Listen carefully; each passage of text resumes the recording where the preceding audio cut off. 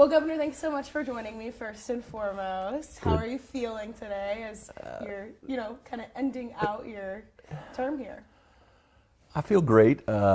It's time flies, they say, when you're having fun, and most days have been a real joy. There's been challenges along the way, like for everyone in life, but we've made a lot of progress, so I'm really proud of the team and proud of us, the record of accomplishments that we'll leave behind and more work to be done that I'll leave to the successor.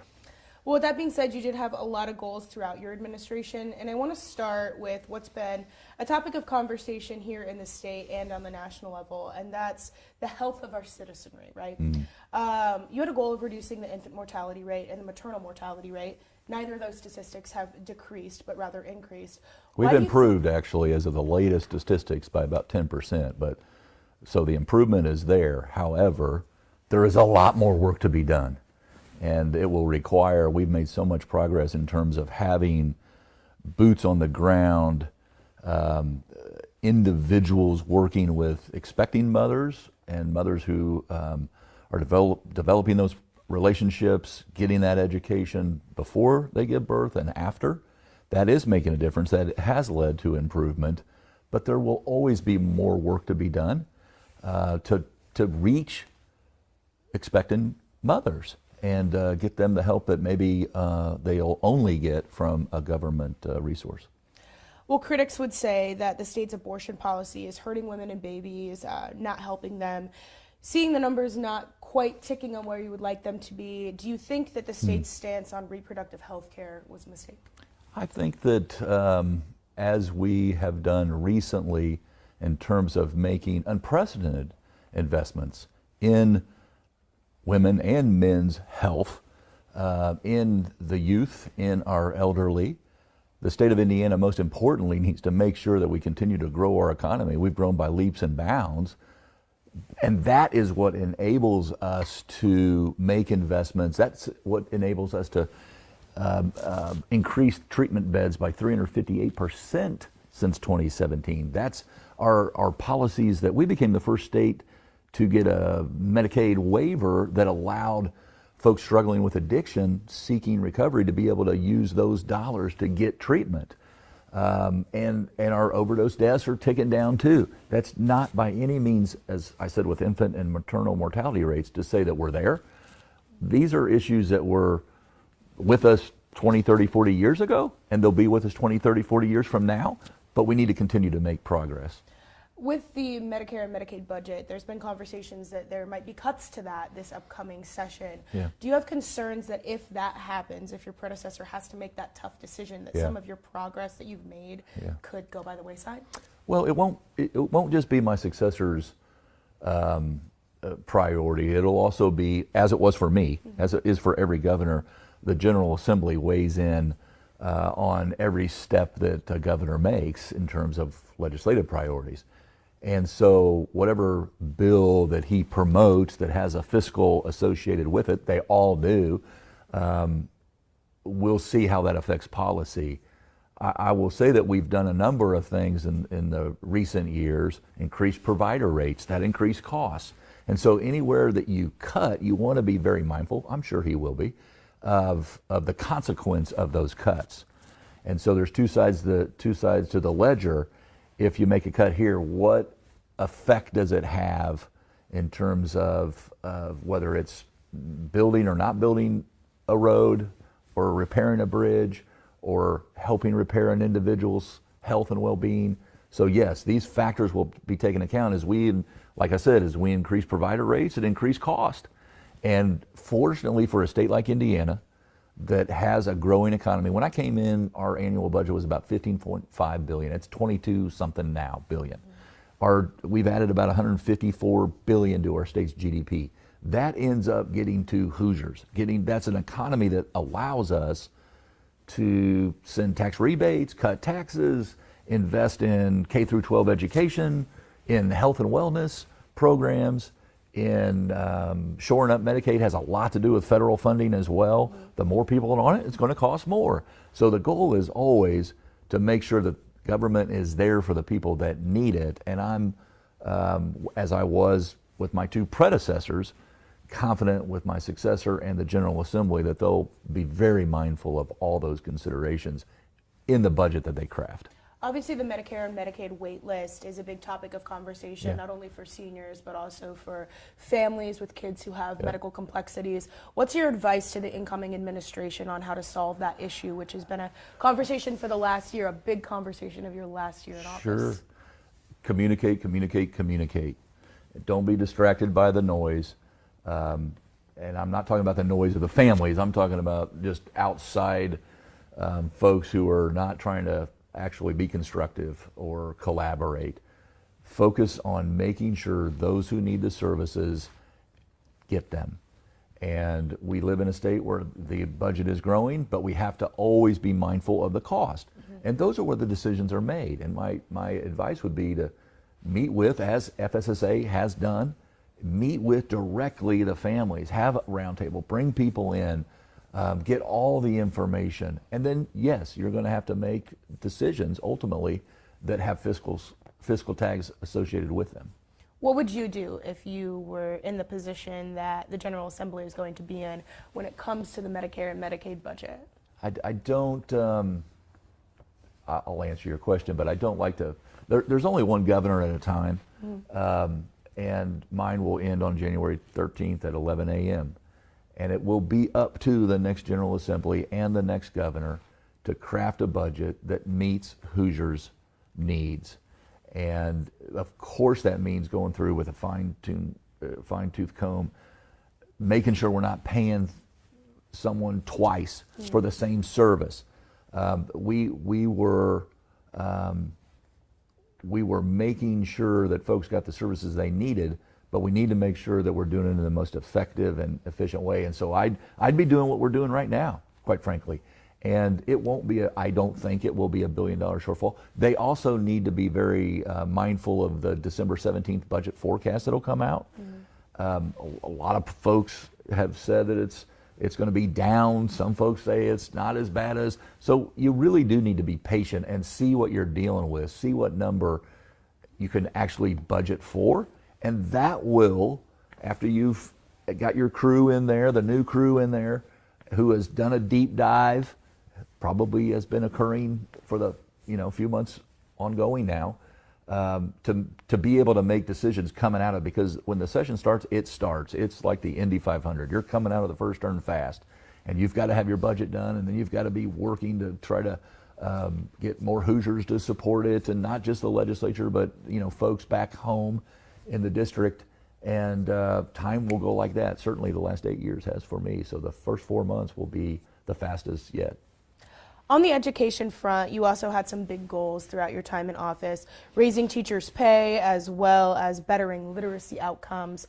Do you feel like you have accomplished those goals or set the groundwork to do so? I'm not satisfied with where we are. There needs to be more improvement. I wouldn't want to do another 4 years, but if I had another year, another budget, again, that's a hypothetical that will never happen, actually. It's not even a hypothetical. But I am pleased that we, first and foremost, got with superintendents and principals and said, if we advocate for more dollars to K through 12, can you do your part to make sure it gets into teachers' paychecks? And true to their word, they did. We increased it recently about $1.4 billion. And to know that took a teacher's average pay, not starting, but average pay, up to just kind of got there, 60,000 and some change, but we got there. And it's not a number that I put out, it's what they did. And that's not the total compensation, that's higher, it's 79 or something, but 60 is salary. Literacy, we've made some recent tremendous progress in terms of not just dollars funding literacy programs and bringing in the philanthropic community, the Lilly Endowment, immensely impactful, but also getting back to the science of reading, that actual curriculum, and that will pay off down the road in ways that like we haven't seen before recently. I will also say, though, that the number one thing that will help increase literacy rates has to do with the parent of the child. And so we can say, oh, it's the government's fault, it's the state's fault, it's the state's fault. I promise you, if a parent read to their child every night for 20 minutes or read with them or 2 hours every week or a lot more than is happening right now, those rates would go straight up. Mm-hmm. No more money needed. Parent involvement is the number one factor. So, credit where credit's due, blame where blame should be placed. There's enough to go around. We all have to do our part, and I would just plead, as we hear about, parental rights so much, there's also parental responsibility in all of these outcomes. And the government's there for those who need it, and we fortunately are a state that can afford to do that. But we need to make sure that we continue to grow. Some have said that you will always be the COVID governor, or be known as the COVID governor. Yes. During that time, there were many in your party who disagreed with many of your decisions. Do you have any regrets as to how you handled the COVID-19 pandemic? Whenever someone says you'll always be remembered as the COVID governor, it makes me sound so sickly. But I understand the meaning. I am flat out proud of our state's conduct, performance, and outcomes during a global pandemic of which no one alive had ever been through. Arguably, there were a few people alive in 1918, but they weren't aware of what was going on and or the ill effects of social media in 1918, like the COVID years, when we seemingly wondered, will this ever end? Will it ever fade in the hottest time? And I completely understand when you have to balance lives and livelihoods and individual liberties not impacting other individuals' liberties. And or the collective good. There's going to be strain. There's going to be tension. I am proud of our team for never being distracted by those who were in denial or those who just said, let her rip. We operated every single day with the information that we had that changed sometimes the next day. We operated and did things under the guidance of the federal government that changed. And for our state that was strong going into a global pandemic, where we lost tens of thousands of lives ultimately, maybe it wasn't the only reason, but they were vulnerable and it got them. Those losses are painful to even remember. And we were stronger after the global pandemic, after COVID. And so more new startups, more small businesses licensed. The capital investment is something like we've never seen before in our state's history, unprecedented. And so when you think about 3 years ago, just 3 years ago, we set the record for all-time committed new capital investment at $8.7 billion. 2 years ago, it was $22.2 billion. Last year, it was $28.7 billion. This year, we're already at $39 billion. We've never seen anything like this.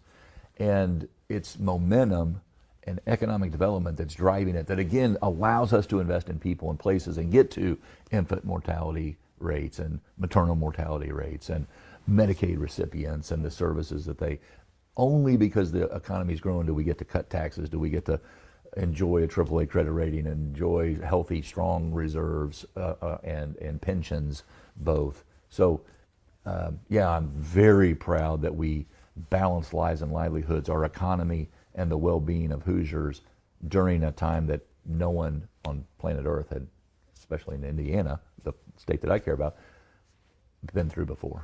Do you consider it one of your most challenging times in office? Without question. Because it had to do with behavior. It had to do with something that was impacting someone's daily life in a way that was drastically different, temporarily, but drastically different. But mind you, if I may be somewhat petty and self-centered, mind you, for all those folks that you alluded to, and they were there, they still might be there. I might be on their perpetual naughty list. I get it. I'm okay with that. I sleep well at night. Mind you, we had an election after that. And more people voted for me as governor than anyone that's ever run for the office before, after the pandemic. And they said, keep going. So when you bring up one group, bring up the other. And then see how people think. Because when I go out, and it might just be polite that people don't say, hey, jerk, but when I go out, more times than not, someone will come up and say, thank you for the way you handled COVID. Nice, steady Eddie, calm, based on data, and that's what I'm proud of. Not me, but the whole team. Well, and because of many of the decisions that you made during that time, you're considered to be a bit more of a moderate person in your party. Do you think there is still room in the Republican Party for more moderate stances, especially as we've seen many people a little concerned with Lieutenant Governor Beckwith? No, I don't think there's more room. There is room. There's folks there now. Again, I don't want to be so egocentric, but folks voted for another 4 years of this administration. And so had we thought that we weren't the right fit, or if others thought we weren't the right fit, we would have made that decision, or they would have. But absolutely, folks are attracted to kind of pragmatic consensus building, treat people with respect, be kind. I mean, things that I learned from my parents and a third grade teacher actually apply in this job as well. It's not rocket science or brain surgery. It's how are we going to work together to better our state? And there's always going to be an attraction to an optimistic, positive plan. I want to move on to the economy. From the READY program to bringing many different manufacturing developments that you alluded to earlier. On the state website, it says you've added $154 billion to the state's GDP. Do you feel like you've left the state in good financial shape? It's in great financial shape. Don't ask me, ask the three major credit raters, AAA credit rating. And when you really look at the AAA, it's higher than, at least it was last time I checked, higher than all the states we touch. And that's our competition in the Midwest. We're one of 16 states that can make that claim. We paid down about 35% of our state debt since I've been in office, and we were already a low debt state. Like, we have states coming to us right now. I was just reminded of this last week up in Westville. We have states coming to us saying, how did you pay $1.2 billion in cash for the new correctional facility up in Westville, Northwest Indiana Correctional Facility? 1.2 billion in cash, not debt financed. And other states are saying we'd love to do that if we could. And so how did it happen? Well, it happened because our economy is growing. We're paying cash for a new State Fair pavilion. We're paying cash for to finish I-69. We're not bonding and borrowing. I remember in 2017 when people were asking, how are you going to do all these things you say you want to do? How are you going to pay for them? You won't agree to bonding or borrowing.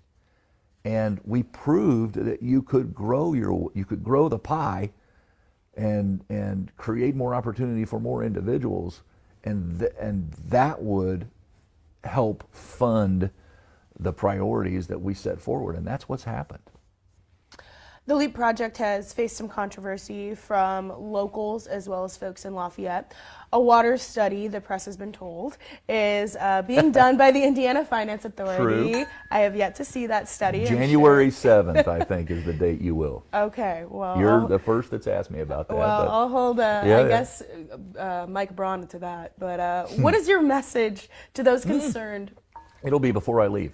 It'll be before you leave? It'll be about a week before I leave. So I leave on the 13th of January, and it comes out as scheduled.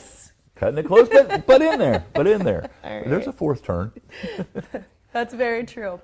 But with that being said, what is your message to those concerned about their property near the development, as well as folks who have concerns about water as the new administration heads to office? You've communicated a lot about it. And I think maybe when I'm talking to people in Kokomo, that might be their concern, right? Absolutely. Yeah, the water should be a concern globally, water and power, and be able to supply it. Fortunately, the state of Indiana has water. The state of Ohio does too, Wisconsin does too, Michigan does too. This is good for the Midwest, by the way, in terms of us versus the competition, maybe out west or in the South. We have to be able to identify where those water sources are. We will, in that swath that's under a bright light of scrutiny, rightfully so, because there is so much growth that's occurring. That's a good thing, whether it's in Lafayette or West Lafayette, or in Whitestown, the residential development, or in our fields that need to be irrigated and to feed the world like we've been doing since we've been a state. So identifying the supply and the demand and forecasting the demand for that swath of property, that Wabash Valley, the Wabash River territory, that'll come out on the 7th, and I suspect that it will say what we've kind of known through all these one-off studies and the hodgepodge efforts that's been occurring. But that's what we're doing for the whole state. And that's what we and the legislature have funded those studies over the course of a number of years, dating pre my 2 terms. But we'll continue to do that. And that will allow us to make these decisions. But to date in LEAP, let's just understand that this was on a scale like we'd never seen before. And it was done because we were being left out of conversations. We have the most valuable pharmaceutical company on planet Earth, Eli Lilly and Company, headquartered in Indiana. And they have, thank goodness, decided to expand in the LEAP district and invest $13 billion. That could have gone anywhere in the world or in the country. You'd have to ask them where actually it could have gone. But we were competing. And had we not had this site available, we would have been at a disadvantage. Had we not been able to move fast, had we not been cultivating the ground prior to the decisions being made, other states had great sites. Now other states are saying to their press corps, we have to catch up with Indiana. And we just saw Meta announce that they're going to invest hundreds of millions of dollars in a phase 1 effort. And so LEAP is working. We'll always err on the side of property rights. This was not eminent domain. This was not taking property. This was the state getting its act together and being able to act fast. Speed is a big incentive. And for the property owners who cobbled together that property with the state's assistance, and now we're able to sell it back to these companies, it took the state of Indiana taking leadership. And just like it took the local community in Whitestown to develop residentially or along I-65 in ways that are unprecedented as well. That whole corridor, West Lafayette, Purdue to Indianapolis to FedEx to the international airport, is such an attractive corridor. And you could say hard-tech corridor, but it's also long been a growing strip. It just will be global now. What's next for Eric Holcomb? To be determined. I'll seek something that I am able to feed off the adrenaline to help an organization or a company or companies grow, whether it be in Indiana, hopefully, or globally, internationally. But I'm not in any rush to make any decisions. I've told everyone that's brought me an interesting idea or opportunity, option, that I have a job, and I have a job until January 13th, and I'm paid to do the job, so I'm going to focus on that one. And if it's not too late to have this conversation January 14th, I'm open to it, but I'm going to take a couple months with just me and my wife, and I'm going to do whatever she says. Last 8 years have been about my schedule. At least the 2 months are going to be about hers. She deserves it, right? Absolutely, absolutely. Well, with that being said, what do you hope your legacy is? I hope people remember this 8 years as a time of, during so much instability around the world, so much change occurring. We're now, thinking about AI and the quantum race and wars that are going to occur for the next 10, 20 years. I hope people look back at this administration and say those were good people like us that maybe during COVID, I always say, went to Oz and they pulled the curtain back and they saw Dr. Doss or Dr. Box or Dr. Rosiniak or Dr. Weaver, or felt like General Hospital, felt like a soap opera some days. But they saw them, Fred Payne, Dale Lyles, our Adjutant General, they saw them report, Mike Smith at NDOT, about how their agency was affected and affecting Hoosiers' lives. And I hope that, I certainly heard that from people, that it gave some level of comfort that we're focused on a plan, and we're not going to get too high during the highs or too low during the lows. We're going to be steady Eddie and provide some certainty and stability in a world that seems at times being torn and ripped apart. That here in Indiana, it was a time of not just growth, but boom times. Will we see you enter the world of politics again? To be determined, not looking or thinking about that for 1 nanosecond, and don't think I will in the 2 months that I devote to my wife's full attention either. I need to exhale. Understandable. Well, my last question is, I asked you about this earlier this year. Henry Holcomb became very popular with Hoosiers. You do have a new family member, Oliver. What is Oliver like, and do you see similarities between him and Henry at all? No, here's the thing. That's a perfect question, because I've thought about this a lot over the last few weeks. Henry and Oliver are like me and my older competitive brother.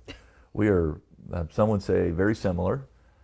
I could probably, and did growing up, answer the phone and act like I was him. Voices very similar. Okay. And yet we're very different. Different likes, different jobs. And Henry and Oliver are very the same in that way, in the sense that Henry, both very outgoing, both, very social. Henry kind of had this air that he thought he was a statesman and he could work a room. I mean, he was in the governor's mansion. Yes. I don't know if that fact has really settled with Oliver. Oliver's a lover. Oliver is a cuddler. Henry was always had to be close, mostly to Mom, mostly to Janet. But me too. I mean, every night I would take Henry out at 11:30 to kind of wind the day down. And so he was always close, but not clingy. And Oliver is, like I said, he thinks that love will carry the day, and he can just look at you with those eyes and draw you in, and you're going to just carry him wherever he needs to go. So Going to have him in your portrait? you'll find out Friday when we unveil it. Okay. This week. All right.